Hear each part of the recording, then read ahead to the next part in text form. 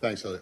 I want to start with some stuff that comes out of Helsinki. I'll be really quick because I think there'll probably be a lot about it. I wanted to ask you a broad question first, but since this question came up at the White House briefing just now, and your colleague over there gave a rather unusual answer to when she was asked about whether or not the administration would support or would help Russian investigators interview former American officials or American citizens in general, but also former American officials, including a former ambassador to Russia.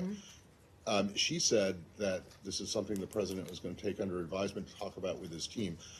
Why is this just not simply is this just not a non-starter to begin with? Well, why are you even considering it? I can't answer on behalf of the White House with regard to that, but what I can tell you is that the overall assertions that have come out of the Russian government are absolutely absurd. The fact that they want to question 11 American citizens and the assertions that the Russian government is making about those American citizens, we do not stand by those assertions that the Russian government makes.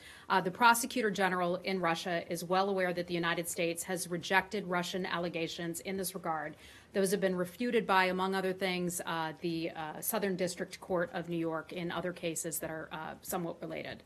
Instead, we continue to urge Russian authorities to work with the U.S. Department of Justice to pursue those in Russia who, in fact, perpetrated the fraudulent scheme that Russia refers to.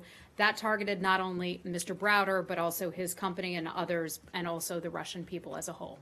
So does that mean that, that at least speaking for the State Department, that you would object to, oppose, and not allow